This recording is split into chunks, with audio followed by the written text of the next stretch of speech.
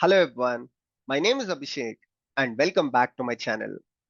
In today's video, let's try to understand what is Zero Trust Networking, why Zero Trust Networking is gaining significance over the VPNs, and finally, we will also do a demonstration of Zero Trust Networking using Twingate. So this video is going to be a very informative one. Please try to watch it till the end. Let's go back into the history 10 years or 20 years to understand the evolution of VPNs and then the evolution of zero trust networking. Traditionally, every organization used to have their own data centers or a simple server room set up in their office premises or the on premises where the system administrators used to deploy the servers as well as the applications within those servers. And a network is set up within the on premises, that is in the office area, where employees of the organization can connect to that network and access the servers as well as the applications. But once the employees go back to home, they don't have access to the servers as well as the applications. This is one of the drawback because when there are critical issues, production issues, or there is a requirement to work in the off hours, then it's not possible because employees should connect to the office network. They have to come to the office, their on-premises setup, connect to the office network. Only then they have access to the servers. This is one of the main reasons which led to the evolution of VPNs, which is virtual private network. In a nutshell, VPNs allow employees, remote users to connect to their office network or any remote network securely. So one of the prime reasons in our context is remote employees connecting to their office network or their on-premises network securely, they make use of the VPNs. And with the growing remote work culture, hybrid work culture, this has become a norm. Almost every organization started using the VPNs. But there are some drawbacks which led to the evolution of zero trust networking. What are those drawbacks? Let's discuss about these drawbacks and then let's talk about the zero trust networking. One of the major disadvantages of VPN is they trust users at the network level. That means if there is a user who is authenticated against the VPN, every request of the user, it can be to resource A, resource B, or resource C within that network is trusted by the VPN. And because the traffic flows through the VPN, this can lead to an insider attack. Why? How? Let's try to understand. Let's take a very simple example of an organization which has a app instance as well as the DB instance, which are hosted in the virtual private cloud of AWS. This virtual private cloud is set up with a firewall, and the administrators have set up a VPN to allow remote employees of the organization to access the virtual private cloud. Assume there is a user XYZ and XYZ has access only to the app instance. XYZ is working from a remote location, and unfortunately, XYZ's machine is compromised. Now, XYZ has ideally access only to the app instance, but because the machine is compromised, let's say a hacker is trying to access the DB instance. So the request from XYZ machine flows through the VPN, and VPN is trusting the XYZ machine because XYZ's machine is authenticated against the VPN. But ideally, assume if VPN was only trusting the user at the resource level and not at the network level, VPN could have blocked the user or the request from accessing the DB instance. This is how VPNs cannot prevent the insider attack and become one of the main reasons for the insider attacks in the remote work setup. Or even like if the insider attack, an insider is planning to do it from anywhere, VPNs cannot prevent the insider attack because of the same reason. And this led to the evolution of zero trust networking. Why? Because zero trust networking, instead of trusting the user at the network level, it trusts the user at the resource level. So if you take the same scenario as an example, the remote user would only be trusted against the app instance, but not against the DB instance. So the zero trust networking prevents the user request. It does not even enter the VPC or the network and does not allow user to access the DB instance. Not only that, but VPNs are usually also involved in latency. There is a delay in users' request from accessing the resources, but zero trust networking also reduces the delay significantly. This is another advantage why people move towards zero trust networking. Let's try to understand through a demonstration, which will be much easier. We will try to set up a virtual private cloud and the same example, a app instance and a DB instance in the virtual private cloud. And let's see how zero trust prevents secures in the insider attacks. So this is what we are going to achieve in today's demonstration. A remote employee through the Twingate client connects to the app instance, and any requests from the remote employee to the DB instance are not trusted as well as blocked by the Twingate. To achieve this, we will perform three simple steps. Step one is to create an account with the Twingate. Step two is to install and set up Twingate connector in the virtual private cloud. Step three is to install Twingate client on the remote employee machine. We will act as the remote employee and we will install Twingate on my machine.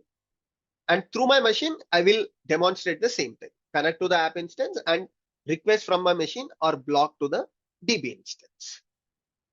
For the purpose of demonstration, I already created the demo VPC with the same configuration where I have a private subnet, and within the private subnet, I have installed both the app instance. In the app instance, I have HTTPD application running so that we can connect to the app instance through SSH as well as the HTTP protocol. We can verify both the protocols. And DB instance, we will try to perform the SSH, should be blocked, and we will also try to perform HTTP protocol, which again should be blocked. And I also have a public subnet where we will install this Twingate connector. We will learn at a high level what each and every component of Twingate is doing. We also have the architecture diagram. Twingate has a very good documentation. So towards the end of the video, I will also explain what each component of Twingate is doing and how they are connected. So going back to the virtual private cloud to just show you the instances. So this is the app instance where the app instance has a private IP address. There is no public access to the app instance, and even to the DB instance, there is no public access. There is just the private subnet that is attached to it. So let's go to the connector instance and we will see how to install Twingate connector in the connector instance. But before that, let's go to Twingate and create an account with it. So just search for Twingate, try Twingate for free. It's very simple to set up an account with Twingate. You also have a demo account that you can create with. And once you are comfortable with demo, you can upgrade to the enterprise version of Twingate. So I'll just use one of my email addresses at home. I'll just select the home lab. I got to know about it, let's say from the Twingate team. Go to your network. You just have to authenticate with the email address that you have selected. So simple, your account with Twingate is created. That's it. You just have to authenticate with your Gmail address. It can be your work profile as well. But when you're trying a demonstration, you can also use your Gmail account for that. Now, step 2 is to add a remote network. So this is the Twingate account that we have created. And if you explore the other options, there are some really cool features, such as you can set up your team. Right now, I have logged in and I am the administrator. But through this Twingate control panel, you can create multiple users, you can create groups. Not just that, but you can also integrate Twingate with your LDAP or any identity provider that your organization is using, such as Okta or any other thing.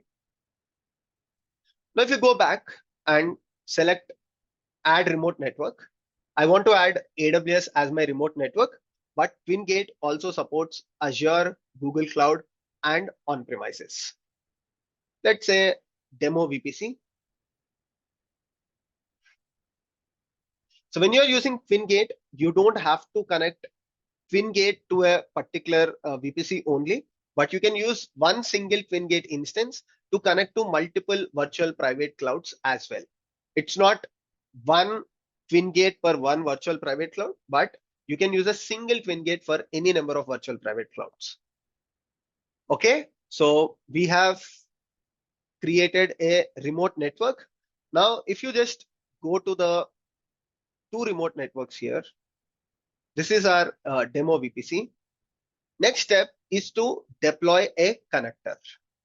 So click on deploy a connector and you have various options on how you can deploy a connector. So you can deploy the connector to AWS ECS. If you're using Azure, you can connect to Azure. But a simple way is to start using the Linux connector, which I am going to do. Select on the Linux connector, click on the generate tokens. Here, Twingate asks you to authenticate one more time with the email address that you have selected.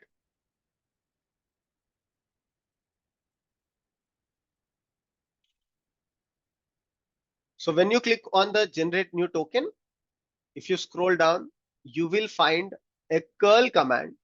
All that you need to do is just copy the command and go back to your EC2 instance where you want to deploy the connector. Right. So I want to deploy the connector on this EC2 instance. So I already have the SSH key to connect to it. This is a Ubuntu, so I'll just connect using that. That's it. Now I'm connected to the EC2 instance. All that I have to do is go back, copy the command.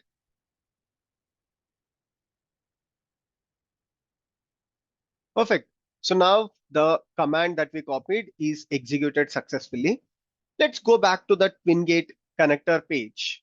So we have individual page for configuring Twingate connectors. Like there is a Linux connector page, there is a Docker connector. So right now I am on the Linux connector page and I just executed the command. And then this is how you check the status of your Twingate connector. So it says the status is online. And if you want to stop, you have the stop command. Right now, my Twingate is in the start mode, so I don't want to change that, but I will just enable the Twingate connector so that if there is any reboot action, the connector comes back online. Cool. So now let's go back to the control panel and we will notice that the remote network demo VPC, the connector is online. Now all that I have to do, because my connector is installed and set up, I have to connect resources to this particular connector.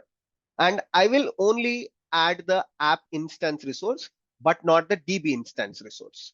So if we go back to the control panel, we have a specific tab for the resources. Click on that.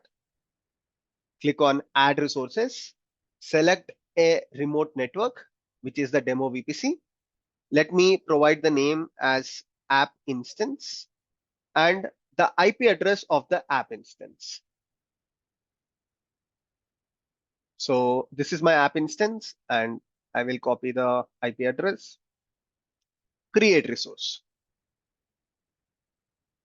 Now you can grant who wants to access. At this point of time, I just have a single user. I can provide it as everyone, but this is where the administrators play the critical role, where you can authenticate user per resource instead of authenticating or trusting the users for all the resources. Best thing that you can do is integrate Twingate with your IDP or LDAP, whatever identity provider that you're using. So we have completed the connector setup. We have the VPC, everything is ready. Now let's go back, install Twingate client on my laptop and see if I can connect to the app instance. App instance, just to remind you, is in the private subnet. So if I go back to my machine and if I try to connect to the app instance, I will not be able to do it at this point of time. So this is the app instance IP. And if I try to ping, you will notice that ping is not successful. Similarly, SSH protocol will also not be successful. Right? So let's install the Twingate client, download Twingate, and you have different options. If you're on Windows, Linux, Chrome, iOS, Android. So I'm on macOS. I will use the standalone installer. I already have it installed, but just to show you, so the Twingate package is downloaded and I will add this Twingate package to the applications section. And then you can simply search for Twingate client. You will see an icon here, the Twingate icon. Just click on that, click on the more section. Because I already have a network, but I'm just trying to show you. You can add your network. So I'll just join the network. If you want to know what is your network, you can go back to the control panel of Twingate and you can see the network in the overview section. So this will be your network. You have the complete domain name here as well. You need to sign in. So now I am authenticated. So I have the Twingate client. You can see that it is connected. The green symbol here tells us that we are online. Let's see if we are able to SSH to the app instance. So I'll go back, search for the app instance IP address, and let me do SSH -I. I need to provide the PEM file, which I have already attached to the app instance. And let me do Ubuntu followed by the IP address. Perfect. So now I am able to SSH. Let's also try to curl because I have the HTTPD instance that is running on the EC2 instance. I have a simple HTML file that is hosted on it. This is a simple Hello World application deployed on Apache HTTP server. We can also access it from the browser. You can also add your mobile and you can also access it from your mobile. You can also log in, download the Twingate client for your mobile and access the same thing. So this is how Twingate helps in authenticating with the app instance. So the DB instance. Let's try with the IP address. We should not be able to access the DB instance because we haven't added the DB instance as a resource in the Twingate control panel. This is where Twingate plays the critical role. If you are using a VPN by default trusts all the resources within the network, whereas Twingate works peer-to-peer and it only allows you to authenticate with a particular resource. So we have the DB instance. Let's try SSH, the key value pair that is attached to the DB instance. We can also verify that. You can see that the key value pair is new AWS key, Ubuntu, followed by the IP address.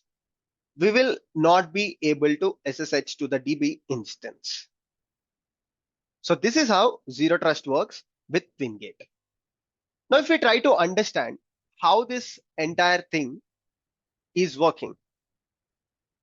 So we have the Twingate architecture where this is the Twingate client where we have installed the Twingate client on our machine and we have set up the connector on the AWS instance. In this architecture diagram, they are using a RDS and a Kibana instance. In our case, we are using an app as well as the DB instance. Initially, the client and the connector do not connect with each other, but there is a relay that acts as a medium between the Twingate client as well as the connector. Once the Twingate connector and the client are authenticated using the relay, there is a peer-to-peer connection. You can see the blue line here, which is a peer-to-peer tunnel that is established between the client and the connector. And through the connector, Twingate client talks to the app instance. This is how the entire thing works. And the control panel that you see here, this is purely for the administration purpose. There is no data flow. The control plane component does not involve in the data flow. This is just for the administration purpose where you can add the team members, you can add some policies, you can add internet security, or you can also integrate Twingate with your identity provider. So this is all about Zero Trust networking and Twingate, how exactly it works. I hope you enjoyed the demo. It was informative. If you want to learn more about Twingate and Zero Trust networking, I highly recommend you to go through the Twingate documentation. It's self-explanatory. There is so much reference about Twingate versus VPNs, how Twingate is different from the mesh VPNs, what is peer-to-peer communication. If you want to learn more about it, you can use the Twingate documentation. Thank you so much. See you all in the next video. Take care.